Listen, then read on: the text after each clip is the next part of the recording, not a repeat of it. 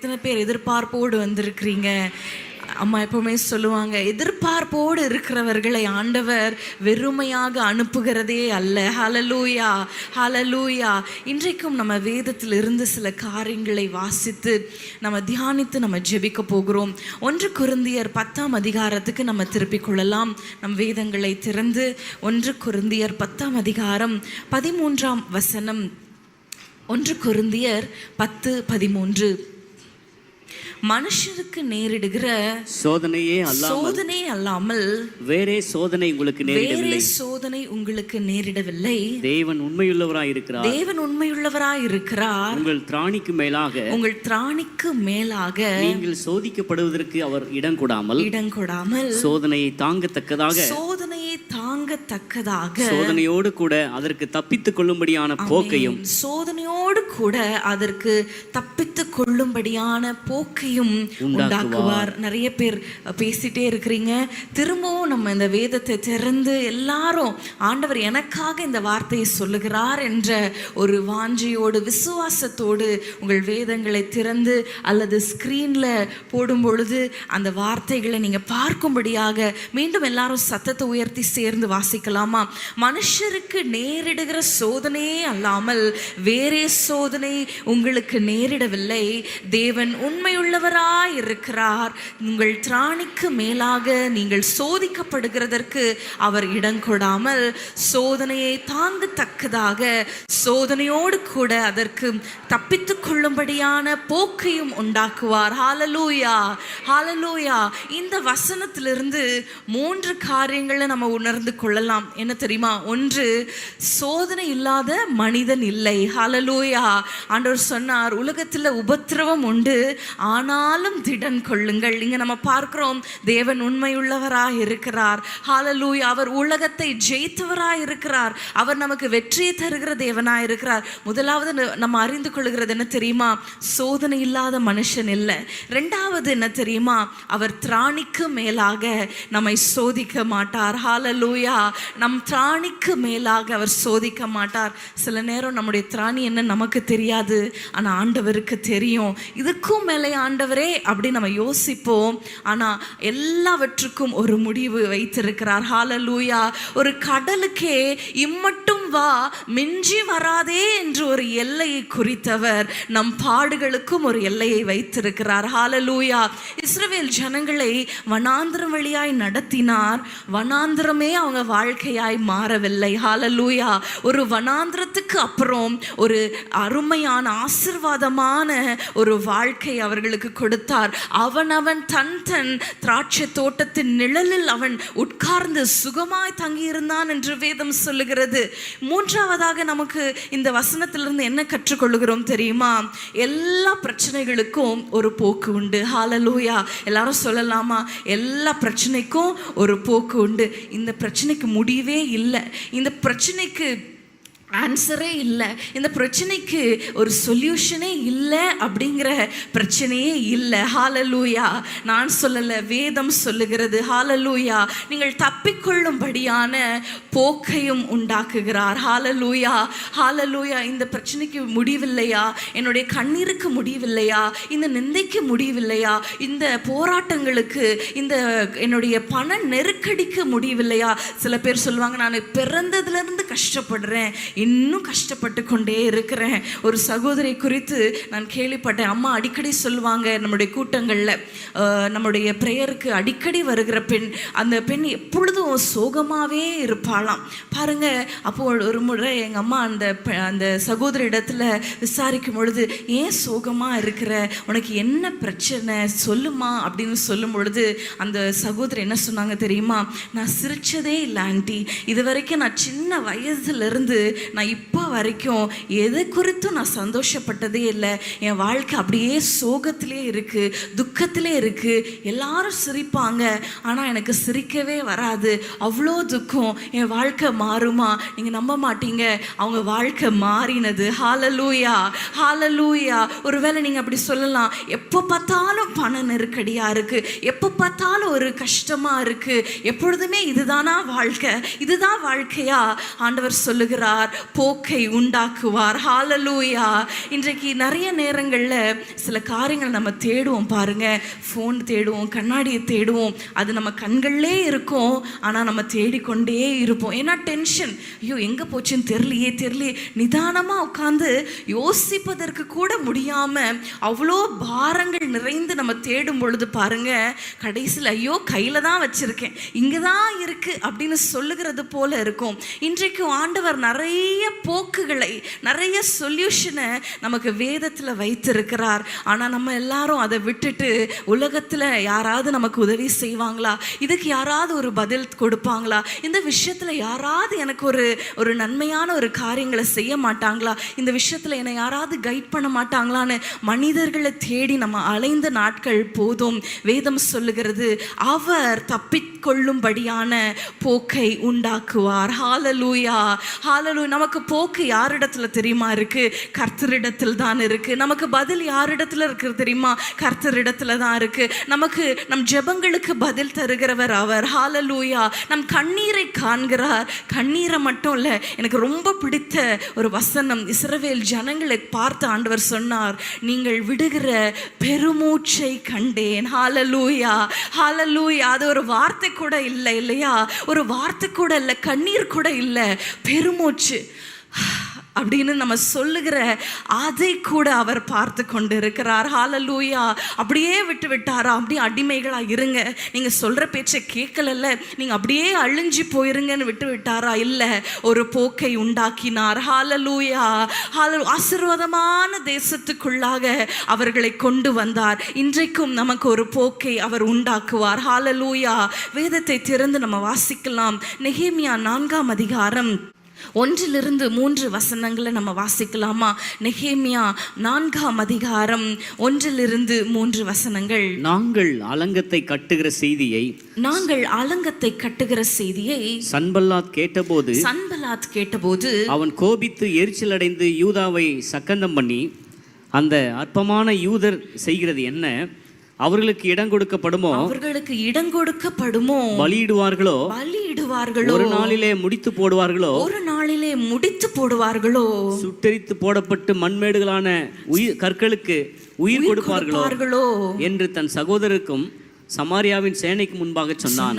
அப்பொழுது அம்மோனியனாகிய தொபியா அவன் பக்கத்தில் நின்று, அவர்கள் கட்டினாலும் என்ன, ஒரு நரி ஏறி போனால் அவர்களுடைய கல்மதில் இடிந்து போகும் என்றார். ஹalleluya. நெகேமியாவும் மற்ற இஸ்ரவேல் ஜனங்களும் என்ன செய்கிறாங்க? யூத ஜனங்களும் என்ன செய்கிறாங்க? அந்த அலங்கத்தை, இடிந்து போன அலங்கத்தை கட்டி எழுப்பி கொண்டிருக்கும் பொழுது சன்பலாத்தும் தொபியாவும் அங்க நிந்தையான வார்த்தைகளை பேசிடுவாங்க. இவங்கெல்லாம் கட்டிடுவாங்க, இவங்க செய்து முடிச்சிருவாங்களா, இவங்களுக்கு இடம் கிடைச்சிருமா, அப்படியே கட்டிட்டாலும் ஒரு நரி ஏறி போனா அது இடிந்து விழும் அப்படின்னு சொல்லி நிந்தையான வார்த்தைகளை அவங்க பேசுறாங்க. அந்த சமயத்துல அவர்களும் அதுக்கு பதில் பேசவில்லை, மாறாக என்ன செய்தார்கள் தெரியுமா? 9ஆம் வசனத்தை நம்ம பார்க்கும் பொழுது, ஆனாலும் நாங்கள் எல்லாம் சேர்ந்து வாசிக்கலாமா? ஆனாலும் நாங்கள் எங்கள் தேவனை நோக்கி ஜெபம் பண்ணி அவர்கள் நிமித்தம் இரவும் பகலும் ஜாமம் காக்கிறவர்களை வைத்தோம். ஹalleluya. ஆனாலும் நாங்கள் ஹalleluya எங்கள் தேவனை நோக்கி ஜெபம் பண்ணோம். நிந்தையான ஒரு சூழ்நிலை, ஒரு அவமானப்படுத்துகிற ஒரு சூழ்நிலை, ஏளனமாய் பேசுறாங்க. அதற்கு அவங்க என்ன செய்தார்கள் தெரியுமா? அவர்கள் ஜெபித்தார்கள். ஜெபித்ததின் பலன் அந்த அலங்கம் கட்டி முடிக்கப்பட்டது. ஹalleluya, ஹalleluya. 2 ராஜாக்கள் 18ஆம் அதிகாரம் 19ஆம் அதிகாரத்துல நம்ம பார்க்கிறோம். எசேக்கியா ராஜாவுக்கு விரோதமாக ரப்சாக்கே ஏளனமா பேசுகிறான். மக்களை பார்த்து சொல்லுகிறான், இந்த எசேக்கியா ராஜாவை நம்பாதீங்க, அவன் உங்களை விடுவிக்க மாட்டான், கர்த்தர் விடுவிப்பார்னு சொல்லுவான், ஆனா அவன் செய்ய மாட்டான், நீங்க அழிஞ்சு போயிருவீங்க என்று நிந்திக்கும் பொழுது பாருங்க எசேக்கியா ராஜா என்ன செய்தார் தெரியுமா? 2 ராஜாக்கள் 19ஆம் அதிகாரம் 19ஆம் வசனம் சொல்லுகிறது, இப்போதும் எங்கள் தேவனாகிய கர்த்தாவே, இப்பொழுதும் எங்கள் தேவனாகிய கர்த்தாவே, நீர் ஒருவரே தேவனாகிய நீர் கர்த்தர் ஒருவரே தேவனாகிய கர்த்தர் என்று பூமியின் ராஜ்யங்களை எல்லாம் அறியும்படிக்கு எங்களை அவன் கைக்கு நீங்களாக்கி ரட்சியும், எங்களை ரட்சியும் என்று விண்ணப்பம் என்று பண்ணினான். விண்ணப்பம் பண்ணினான். யாரை பார்த்து விண்ணப்பம் பண்ணுகிறார்? கர்த்தரை பார்த்து. ஹalleluya. ரப்சாக்கேக்கு ஒரு பதிலும் சொல்லல. ரப்சாக்கே பார்த்து ஒரு மறு உத்தரவும் கொடுக்கல. மாறாக என்ன செய்கிறார் தெரியுமா? ஆண்டவரை நோக்கி ஜெபம் பண்ணுகிறார். தொடர்ந்து வாசிக்கும் பொழுது வானத்திலிருந்து ஒரு யுத்தம் உண்டானது. ஹalleluya. வானத்திலிருந்து ஆண்டவர் ஒரு தூதனை அனுப்பி எல்லா காரியங்களையும் அவர் செய்து முடித்தார். ஹalleluya. நிந்தையில போக்கு என்ன தெரியுமா? ஜெபம். ஹalleluya. பாருங்க, சொந்த ஜனங்களிடத்துல வந்து அந்த ரப்சாக்கே தன்னுடைய அந்த ராஜாவை நிந்திக்கிறார். இன்னைக்கு நிறைய குடும்பங்கள்ல உங்க சொந்த குடும்பத்தினர் இடத்துல வந்து உங்க அப்பாவை நம்பாதீங்க, அவங்க எந்த உங்களுக்கு செஞ்சிட மாட்டாங்க, உங்க மகனை நம்பாதீங்க, உங்க தாயாரை நம்பாதீங்க, அப்படியெல்லாம் சொல்றாங்களா, அப்படியெல்லாம் நிந்திக்கிறாங்களா, உங்க தகப்பனார் இடத்துல இருந்து ஒரு நன்மையும் வராது அப்படின்னு உங்களை நிந்திக்கிறாங்களா? நிறைய வயதான தகப்பனார் இப்படிப்பட்ட சூழ்நிலை வழியா நீங்க போய்கொண்டு இருக்கலாம். இந்த நிந்தைக்கெல்லாம் ஒரு போக்கு என்ன தெரியுமா? கர்த்தரை நோக்கி விண்ணப்பம் பண்ணும் பொழுது அவர் நமக்காக யுத்தம் செய்வார். ஹalleluya. ஹalleluya. அன்னாளை பெனினாள் நிந்தித்தாள். அவள் வேதம் சொல்லுகிறது, ஒவ்வொரு வருஷமும் அவள் வேதனைப்படும்படி அவளை விசனப்படுத்துவாள். ஆனா அன்னாள் ஒரு பதிலும் பெனினாள் இடத்துல பேசவே இல்லை. அவங்க போனது கர்த்தருடைய சந்நிதி. ஹalleluya. இன்றைக்கு நிந்தையான பாதையில ஒரு போக்கு என்ன தெரியுமா? நமக்கு ஜெபம். ஹalleluya. 3 பேரிடத்துல காரியங்களை பார்த்தோம். நெகேமியா பார்த்தோம், எசேக்கியா பார்த்தோம். அன்னாள் யாருமே நிந்திக்கிற இடத்துல பேசவே இல்லை. அவங்கள ஒரு பொருட்டாக எண்ணல. அது எல்லாவற்றையும் ஆண்டவர் இடத்துல சொன்னார்கள். ஆண்டவர் பதிலை செய்தார். ஹalleluya. இன்னைக்கு நம்ம ஜெபிக்கலாமா? கண்களை மூடி அன்னைக்கு நெகேமியா சொன்னது போல, ஆனாலும் ஹalleluya, அவங்க எல்லாம் இப்படி பேசுறாங்க, அவங்க எல்லாம் என்ன நிந்திக்கிறாங்க, ரொம்ப கஷ்டமா இருக்குதப்பா, ஆனாலும் நாங்கள் எங்கள் தேவனை நோக்கி நாங்கள் ஜெபம் பண்ணுவோம். எத்தனை பேர் சொல்ல போறீங்க? கரங்களை உயர்த்தி, ஆண்டவரே, இந்த நிந்தையில ஆண்டவர் எங்களுக்கு வேதனையா இருக்கிற இந்த சூழ்நிலையில என்னுடைய மகனிடத்திலே இப்படி பேசுறாங்களே, என்னுடைய மகளே இப்படி பேசுறாங்களே, சொந்த ஜனத்துல இடத்திலே வந்து நிந்திக்கிற இவ்வளோ அவமானங்களை சந்திக்கிற இந்த நேரத்துல நாங்கள் எங்கள் தேவனை நோக்கி கரங்களை உயர்த்தி, ஹalleluya, உங்கள் கரங்கள் உயர்த்தப்படுவதாக. ஆண்டவரை, உங்களை நோக்கி நாங்கள் ஜெபம் பண்ணுகிறோம். எங்களுக்கு ஒரு போக்கை உண்டாக்கு, இந்த நிந்தையை மாற்றி போடுவீராக. ஹalleluya. நெகேமியாவுக்கு தலையை நிமிர பண்ணினீரே, எசேக்கியா ராஜாவின் ராஜ்யத்தை ஆண்டவரை நிலைவரப்படுத்தினீரே, அன்னாளுடைய வாழ்க்கையை கடாட்சித்தீரே, அவள் தலையை நிமிர செய்தீரே, அவள் கொம்பு உயர செய்தீரே. ஆண்டவரை, இந்த சூழ்நிலையில உமை மாத்திரம் நோக்கி பார்க்கிறோம். எத்தனை பேர் சொல்லுவீங்க, ஆண்டவரே, உமையே நோக்கி பார்க்கிறோம்? உங்கள் சத்தம் உயருவதாக. எங்கள் தேவனையே நோக்கி பார்க்கிறோம், ஆனாலும் நாங்கள் எங்கள் தேவனையே நோக்கி பார்க்கிறோம். இந்த நிந்தையான பாதையில எங்களுக்கு ஒரு போக்கிடம் உண்டு, அது நீர்தானப்பா. அற்புதங்களை செய்யுங்க ஆண்டவர், எங்கள் தலையை நிமிர செய்வீராக, எங்கள் குடும்பத்துல நிமிர செய்வீராக, அற்புதங்களை காணும்படி செய்யுங்க. இயேசுவின் நாமத்தில் பிதாவே, ஆமென். நிந்தையில் ஒரு போக்கு என்ன தெரியுமா? மறு உத்தரவு கொடுக்கிறது அல்ல, நான் எப்படி நின்று காட்டுறேன் பாரு அப்படின்னு சொல்லுகிறது அல்ல, ஆண்டவரிடத்தில் விண்ணப்பம் பண்ணுவது. ஹalleluya. ஹalleluya. மற்றொரு காரியம், 2 நாளாகமம் 20ஆம் அதிகாரம் 2ஆம் வசனத்துக்கு திருப்பிக் கொள்வோமா? 2 நாளாகமம் 20ஆம் அதிகாரம் 2ஆம் வசனம். சிலர் வந்து யோசபாத்தை நோக்கி உமக்கு விரோதமாய் ஏராளமான ஜனங்கள் கடலுக்கு அக்கறையில் இருக்கிற சீரியாவிலிருந்து வருகிறார்கள். இதோ அவர்கள் எங்கேதியாகிய ஆசாசோன் தாமாரில் இருக்கிறார்கள் என்று அறிவித்தார்கள். அப்பொழுது 3ஆம் வசனத்தை பார்க்கும் பொழுது, அப்பொழுது யோசபாத் பயந்து கர்த்தரை தேடுகிறதற்கு ஒருமுகப்பட்டு யூதாவெங்கும் உபவாசத்தை கூறுவித்தான். ஹalleluya, ஹalleluya. இந்த ஒரு சூழ்நிலை ஒரு நெருக்கமான சூழ்நிலை. 3 ராஜாக்கள் 1ஆம் வசனத்தை நீங்க பார்க்கும் பொழுது ஒரு 3 ராஜாக்கள், ஒரு திரளான ஒரு கூட்டம் யோசபாத் ராஜாவை தொடர்ந்து வராங்க, பின்னாக வராங்க. அப்பொழுது அங்க பார்க்கிறோம் ஏராளமான ஜனக்கூட்டங்கள் வந்திருக்கிறாங்கன்னு சொல்லும் பொழுது யோசபாத்துக்கு மிகவும் ஒரு பயம். அந்த நெருக்கடியில் என்ன செய்வதுனே தெரியல. 12ஆம் வசனத்தை நம்ம பார்க்கும் பொழுது, எங்கள் தேவனே, அவர்களை நீர் நியாயம் தீர்க்க மாட்டீரோ? எங்களுக்கு விரோதமாக வந்த இந்த ஏராளமான கூட்டத்துக்கு முன்பாக நிற்க எங்களுக்கு பலன் இல்லை.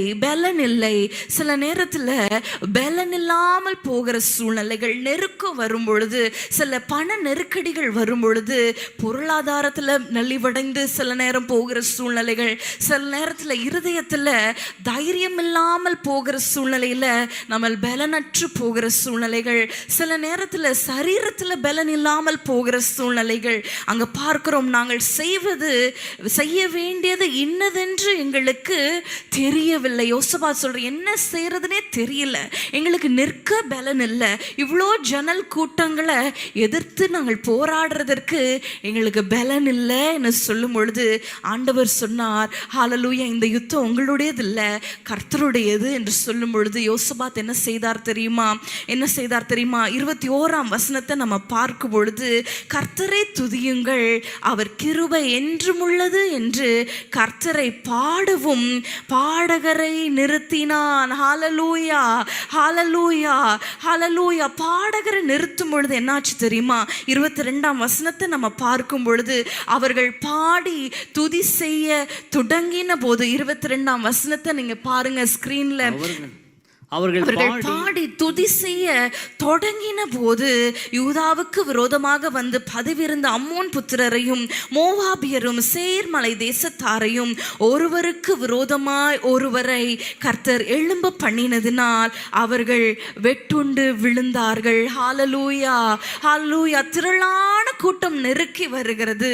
ஆனா யோசபாத் செய்தது என்ன தெரியுமா? அவரை பாடினார்கள். என்னன்னு சொல்லி பாடினாங்க? கர்த்தர் நல்லவர், அவர் கிருபை என்றும் உள்ளது. நம்ம எல்லாரும் ஒரு வார்த்தை சொல்லலாமா? கர்த்தர் நல்லவர், அவர் கிருபை என்றும் உள்ளது. ஒரு நெருக்கம், ஒரு கஷ்டமான சூழல்ல அந்த இடத்துல என்ன செய்கிறார்கள்? துதிக்கிறார்கள். பவுலும் சீலாவும் நெருக்கப்பட்டாங்க, சிறைச்சாலையில அடைப்பட்டாங்க, அவர்கள் கால்கள் தொழுமரத்துல கட்டி வைக்கப்பட்டிருந்தது. அதிகாலையில காலை விடிந்தா என்ன ஆகும் தெரியாத ஒரு சூழ்நிலை, கலக்கம், பயம் இருந்திருக்கலாம். ஆனா அவங்க என்ன செய்தார்கள் தெரியுமா? அவர்கள் பாடி துதி செய்யும் பொழுது அங்கு இருந்த எல்லாருடைய கட்டுகளும் கழன்றது. ஹalleluya, ஹalleluya. யோசுவா ஜனங்களை நடத்தி கொண்டு போகும் பொழுது அவர்களுக்கு முன்பாக ஒரு தடை, ஒரு எரிகோ மதில் நிற்கிறது. அந்த எரிகோவை எப்படி நம்ம மேற்கொள்ளலாம், இந்த எரிகோவை எப்படி நம்ம தாண்டி செல்லலாம், அந்த மதிலை நம்ம கற்கள்ல நம்ம கோடாரியை வச்சு அடிக்கலாமா, கடப்பாறை வச்சு குத்தலாமா, ஈட்டிகளை எய்யலாமா என்று அவர்கள் அதை செய்யல. அவங்க ஆண்டவரை ஆர்ப்பரிக்கும் பொழுது அந்த தடை, அந்த காரியம் அது தானாய் விழுந்தது. ஹalleluya, ஹalleluya. நெருக்கத்துல போக்கு என்ன தெரியுமா? துதி. ஹalleluya, ஹalleluya. நம்ம துதிக்க நெருக்கமா, ஒருவேளை உங்க வீடு நெருக்கமா இருக்கலாம், ரொம்ப நெருக்கமா இருக்கு, ரொம்ப சின்னதா இருக்கு, வசதியா இல்ல. ஹalleluya. முறுமுறுக்கிறதை காட்டிலும் நம்ம துதிக்கும் பொழுது ஹalleluya, ஆண்டவர் நம்மளை விசாலமான இடத்துல கொண்டு போய் சேர்ப்பார். ஹalleluya. ஆனா ஒன்று என்ன தெரியுமா? அந்த நெருக்கத்துல துதிக்கிறது ரொம்ப கடினம், ரொம்ப கஷ்டம். வாயே வராது, துதிக்கவே வராது. ஆனா நம்ம துதிக்க ஆரம்பிச்சிட்டோன்னு வச்சிருங்களேன், ஆண்டவர் ஒரு புது பலனால, புது தைரியத்தினால ஆண்டவர் நம்மை நிரப்புவார். அதுல ஒரு சந்தேகமும் இல்லை. ஹalleluya. ஆனா பிசாசு துதிக்க விட மாட்டான். நம் வாயை கட்டி வைத்துடுவான். நம்ம வாயில தேவையில்லாத வார்த்தைகளை பேச வைத்து நம்மளை புலம்ப வைக்கிறது பிசாசுடைய தந்திரம். ஹalleluya. ஆனா ஆண்டவர் சொல்லுகிறார், அவர் உன் வாயை நன்மையினால் நான் பூர்த்தியாக்குவேன். ஹalleluya. நம்ம துதிக்க ஹalleluya. அவர் செய்த நன்மைகளை பாட ஆண்டவரே இந்த பிரச்சனை இல்லை பாருங்க, நல்ல சூழ்நிலையோ கஷ்டமான சூழ்நிலையோ 2 சூழ்நிலையிலும் ஆண்டவர் தான் நம்மை நடத்த முடியும். ஹalleluya. அவரை தாண்டி வேற யாரும் நம்மளை நடத்திட முடியாது. அது நடத்தினாலும் அது நன்மையா இருக்காது. அதனால நம்ம கஷ்டமான சூழ்நிலை வரும்பொழுது நம்ம செய்ய வேண்டியது என்ன தெரியுமா? நமக்கு ஒரு சொல்யூஷன் என்ன தெரியுமா? துதி. ஹalleluya. அம்மா எழுதின ஒரு பாடல், உம்மை துதிக்கிறோம், போற்றுகிறோம், வாழ்த்துகிறோம், சத்துருவை கலங்க பண்ணின தேவன் நீரே, தத்தளிப்பின் பாத்திரத்தை நீக்குபவரே. அந்த பாடலை எழுதின சூழ்நிலை ரொம்ப ஒரு கலக்கமான ஒரு சூழ்நிலை.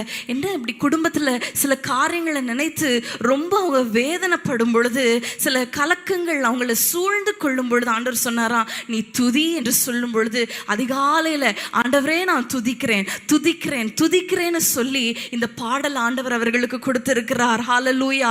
செங்கடலை 2ஆக பிளந்தவரே, யோர்தானில் வழியை திறந்தவரே, யுத்தங்களை எனக்காக செய்வரே என்று சொல்லி பாட பாருங்க. அந்த நாள் முழுவதும் அந்த பாடலை பாடி இருக்கிறாங்க. அந்த நாளே ஆண்டவர் காரியங்களை வாய்க்க பண்ணினார். ஹalleluya.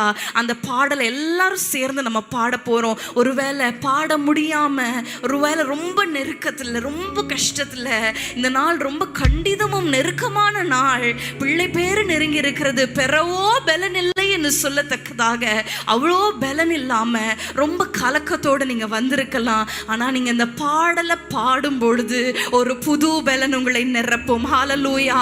சேர்ந்து கரங்களை தட்டி பாடலாமா?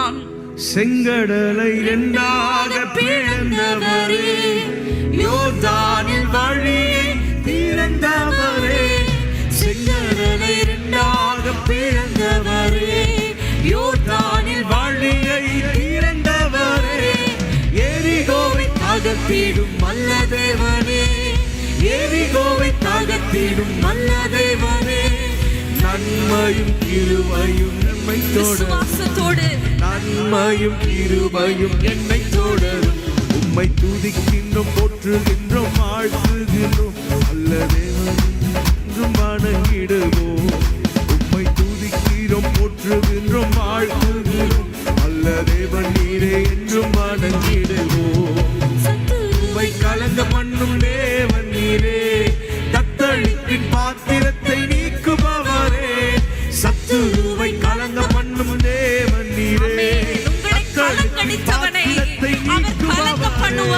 சத்துருவை கலங்க பண்ணும் தேவன் நீரே, தத்தளிப்பின் பாத்திரத்தை நீக்குபவரே, சத்துருவை கலங்க பண்ணும் தேவன் நீரே, தத்தளிப்பின் பாத்திரத்தை நீக்குபவரே, துஷ்டநீதி என் வழியே வருவதில்லை, துஷ்டநீதி என் வழியே வருவதில்லை, பாதையிலே தூதர் என்னை தாங்கிடுவார், பாதையிலே தூதர் என்னை தாங்கிடுவார், உம்மை துதிக்கிறோம், போற்றுகின்றோம், வாழ்த்துகிறோம், உம்மை துதிக்கிறோம், ஸ்தோத்திரம், உம்மை துதிக்கிறோம், போற்றுகிறோம், வாழ்த்துகிறோம், ஆவியில் நிரம்பி பாடுவோமா? உம்மை துதிக்கிறோம், உம்மை துதிக்கிறோம், போற்றுகிறோம், வாழ்த்துகிறோம், நல்ல தேவன் நீரே என்றும் வணங்கிடுவோம், உம்மை துதிக்கிறோம், போற்றுகிறோம், வாழ்த்துகிறோம், நல்ல தேவன் நீரே என்றும் வணங்கிடுவோம், தடைகளை உடைத்திடும் நல்ல தேவனே, பாதைகளை செவ்வையாக்கும் நல்ல தேவனே, தடையாயிருக்கிற காரியங்களை அவர் பாதைகளை உண்டாக்குவார், பாதைகளை செவ்வையாக்கும் நல்ல தேவனே, அந்தகார பொக்கிஷங்கள் தாருபவரே, அந்தகார பொக்கிஷங்கள் தாருபவரே, ஒளிவிடத்தின் புதையல்கள் எனக்கு தானே, ஒளிவிடத்தின் புதையல்கள் எனக்கு தானே, உம்மை துதிக்கிறோம், போற்றுகிறோம், வாழ்த்துகிறோம், நல்ல தேவன் நீரே என்றும் வணங்கிடுவோம், ஸ்தோத்திரிக்கிறோம், போற்றுகிறோம், பாடுங்க, நல்ல தேவன் நீரே என்றும் வணங்கிடுவோம், உம்மை துதிக்கிறோம், போற்றுகிறோம், வாழ்த்துகிறோம், நல்ல தேவன் நீரே என்றும் வணங்கிடுவோம், உம்மை துதிக்கிறோம், போற்றுகிறோம், வாழ்த்துகிறோம், நல்ல தேவன் நீரே என்றும் வணங்கிடுவோம். ஹalleluya. உம்மை துதிக்கிறோம் ஆண்டவரே, உம்மை ஸ்தோத்திரிக்கிறோம் ஆண்டவரே. ஹalleluya. எல்லாம் துதிக்க விடாமல் இருக்கிற எல்லா கட்டுகளையும் இயேசுவின் நாமத்தினால அவிழ்த்து எறிவீராக அப்பா. ஆண்டவரே, எங்களுக்கு வைத்திருக்கிற இந்த போக்கை ஆண்டவரே நாங்கள் அடைய விடாதபடிக்கு எங்கள் நாவை, எங்கள் இருதயத்தை கட்டி வைத்திருக்கிற எல்லா பாரங்களை, எல்லா கஷ்டங்களை, எல்லா கட்டுகளை அவிழ்க்கிறோம் இயேசுவின் நாமத்தினால. அப்பா, இந்த நெருக்கத்துல எங்களுக்கு ஒரு போக்கு உண்டு, இந்த கஷ்டத்துல எங்களுக்கு ஒரு போக்கு உண்டு. இந்த தடை நிரந்தரம் அல்ல. எங்களுக்காக யாவையும் செய்து முடிக்கிறவரே உம்மை நாங்கள் ஸ்தோத்திரிக்கிறோம், ஸ்தோத்திரிக்கிறோம். உம்முடைய நாம மகிமைப்படுவதாக இயேசுவின் நாமத்தில் பிதாவே, ஆமென். ஹalleluya, ஹalleluya. பிசாசானவன் துதிக்க விட மாட்டான். ஆனா அவனுடைய தந்திரத்துக்கு நீங்க இடம் கொடுக்காம அதை தாண்டி நம்ம துதிக்கும் பொழுது பாருங்க, நிச்சயமாக ஒரு புது பலன், தைரியம் உங்களை நிரப்பும். ஹalleluya. மூன்றாவதாக ஒரு காரியம், 2 சாமுவேல் 16ஆம் அதிகாரத்துக்கு நம்ம திருப்பிக் கொள்ளலாம். 2 சாமுவேல் 16ஆம் அதிகாரம் 5ஆம் வசனத்தை நம்ம வாசிக்கலாம். 2 சாமுவேல் 16:5. தாவீது ராஜா பகூரிம் மட்டும் வந்தபோது, இதோ சவுல் வீட்டு வம்சத்தானாயிருக்கிற கேராவின் குமாரனாகிய சீமேயி என்னும் பேருள்ள ஒரு மனுஷன் அங்கே இருந்து புறப்பட்டு தூஷித்து கொண்டே நடந்து வந்து, சகல ஜனங்களும் சகல பலசாலிகளும் தாவீதின் வலதுபுறமாகவும் இடதுபுறமாகவும் நடக்கையில் தாவீதின் மேலும் தாவீது ராஜாவுடைய சகல ஊழியக்காரன் மேலும் கற்களை எறிந்தான். ஆமென், ஹalleluya. இந்த சம்பவம் அப்சலோமினால தாவீது தன்னுடைய சிங்காசனத்திலிருந்து வெறும் கால்நடையாய் அழுது கொண்டு போகும் பொழுது இந்த சீமையை வந்து தூஷிக்கிறார். சீமையை வந்து சொல்லுகிறார், நீ சவுல் குடும்பத்துக்கு, நீ சவுலுடைய சிங்காசனத்தை எடுத்துக்கொண்டதுனால பாரு உனக்கு என்ன ஆச்சு, உன்னுடைய மகன் இப்படி செய்து விட்டான் பாரு என்று சொல்லி அவன் கற்களை எறிந்து அவனை தூஷித்து கொண்டே இருக்கிறான். தொடர்ந்து நம்ம வாசிக்கும் பொழுது அதற்கு ராஜா என்ன செய்தார் தெரியுமா? ஒரு மறு உத்தரவும் கொடுக்கவில்லை. கர்த்தர் அவனுக்கு தூஷிக்க அவனுக்கு அனுமதித்திருக்கிறார் போல. நீங்க எல்லாம் அமைதியா இருங்க. அங்க இன்னொரு நபர் வந்து கேட்கிறார், அபிசா என்ற அந்த நபர் வந்து ராஜாவை பார்த்து கேட்கிறார், அவனுடைய தலையை நான் வாங்கி கொண்டு வரட்டுமா? ராஜாவை தூஷிக்கிறானே, அவன் தலையை வாங்கி கொண்டு வரட்டுமான்னு சொல்லும் பொழுது, இல்ல இந்த சூழ்நிலை ஆண்டவர் எனக்கு அனுமதித்திருக்கிறார், அவன் தூஷிக்கட்டும் என்று சொல்லி தாவீது அமைதியாய் நடந்து போனதை நம்ம அங்க வாசிக்கிறோம். ஹalleluya. இயேசு கிறிஸ்துவை குறித்து நம்ம ஒரு காரியத்தை பார்க்கிறோம். மார்க் 14ஆம் அதிகாரத்துல 58ஆம் வசனத்தை நம்ம வாசிக்கலாமா? மார்க் 14:58. மார்க் எழுதின சுவிசேஷம் 14ஆம் அதிகாரம் 58ஆம் வசனத்தை நம்ம வாசிக்கலாம். பொய் சாட்சி சொன்னார்கள், அப்படி சொல்லியும் அவர்கள் சாட்சி ஒவ்வாமல் போயிற்று. அடுத்த வசனம், அப்பொழுது பிரதான ஆசாரியன் எழுந்து நடுவே நின்று இயேசுவை நோக்கி, இவர்கள் உனக்கு விரோதமாய் சொல்லுகிறதை குறித்து நீ ஒன்றும் சொல்லுகிறதில்லையா என்று கேட்டான். அவரோ ஒரு உத்தரவும் சொல்லாமல் பேசாதிருந்தார். ஹalleluya. இயேசுவுக்கு விரோதமாய் அநேக பொய் சாட்சிகளை சொல்றாங்க. ஆனா அவங்க சொன்னது ஒன்றும் ஒவ்வாம போயிருச்சு. ஆனா பிரதான ஆசிரியர் இயேசுவை பார்த்து கேட்கிறார், நீ ஒரு பதிலும் சொல்லலையே, இயேசு தானே, நீங்க தாவீதின் குமாரன் தானே, நீங்க ஒரு வார்த்தையும் சொல்லலையே என்று சொல்லும் பொழுது, அப்பொழுதும் ஆண்டவர் என்ன செய்கிறார்?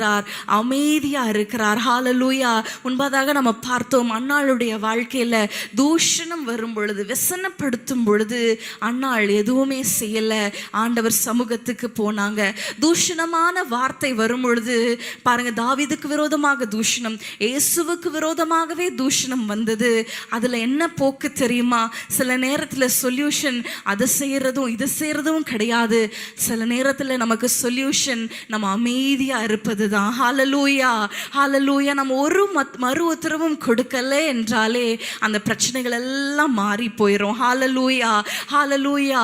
பாருங்க, ஆகார் அந்த தான் கர்ப்பவதியா இருக்கிறாள் என்று கண்டு நாச்சியாரை அற்பமாக எண்ணினதுனால சாராள் உடனே என்ன செய்கிறாள்? அவனை கடினமாய் நடத்துகிறாள். நீ இப்படி செஞ்சியா, நான் அப்படி செய்கிறேன். இன்றைக்கு ஆண்டவர் ஒரு காரியத்தை சொல்ல விரும்புகிறார். இன்னைக்கு நம்ம நிறைய நேரத்தில் அமைதலா இருப்பதே ஒரு போக்கு. ஹalleluya. அதுவே ஒரு சொல்யூஷன். ஆனா நிறைய நேரத்துல நம்மளால அமைதியா இருக்க முடியல. உடனே ஏதாவது பேசிடுவோம், இல்லைன்னா பாத்திரத்தை எடுத்து என்ன பண்ணுறோம், வேகமா எரிகிறோமா சகோதரி சொல்றாங்க.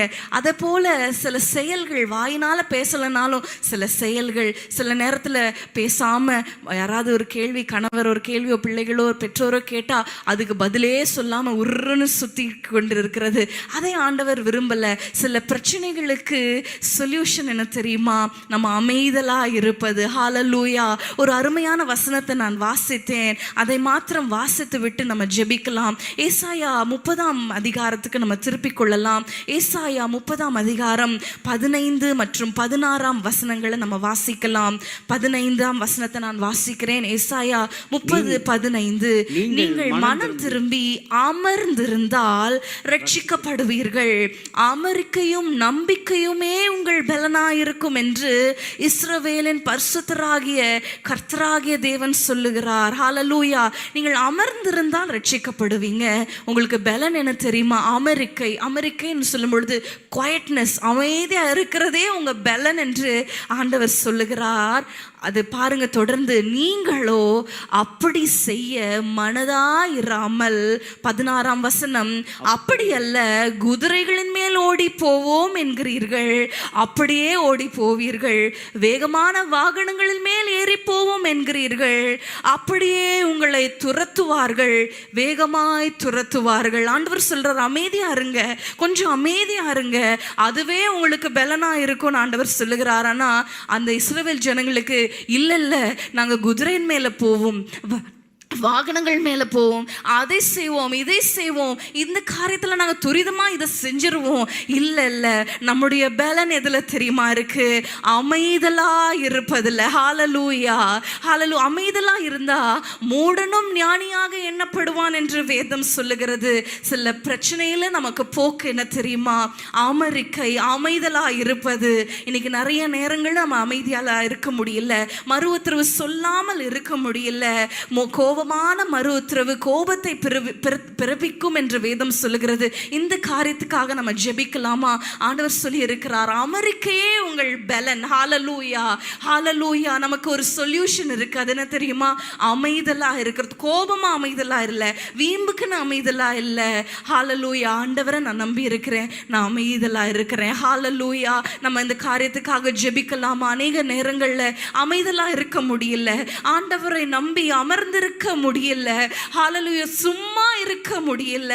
ஹalleluya. ஆண்டவரே, இன்றைக்கு ஆண்டவரே, இந்த அமைதலை, இந்த அமெரிக்கையை, இந்த எங்கள் பலனாய் நாங்கள் மாற்றிக்கொள்ள எங்களை அர்ப்பணிக்கிறோம். எத்தனை பேர் சொல்றீங்க அர்ப்பணிக்கிறோம்? தேவையில்லாத வார்த்தைகள், கோபமான வார்த்தைகள், சுயத்துல செயல்படுகிறது, மனிதர்களை நம்பி செயல்படுகிறது. ஹalleluya. நான் ஆன்லைன்ல பார்த்தேன், இப்படி பண்ணிட்டா அப்படி ஆயிரலாம், இதை செஞ்சுட்டா அப்படியா மாறிடலாம். இல்ல ஆண்டவரே, உம்மை நம்பி நாங்கள் அமர்ந்திருக்க இன்றைக்கு எங்களுக்கு கற்றுக் கொடுத்த உம்முடைய கிருபைக்காக ஸ்தோத்திரம் ஆண்டவரே. ஆண்டவரே, நாங்கள் அமர்ந்திருக்க அமைதலா இருக்க எங்களுக்கு பலனை, பொறுமையை தருவீராக. உம்முடைய நாமம் மகிமைப்படட்டும். இயேசுவின் நாமத்தில் பிதாவே, ஆமென்.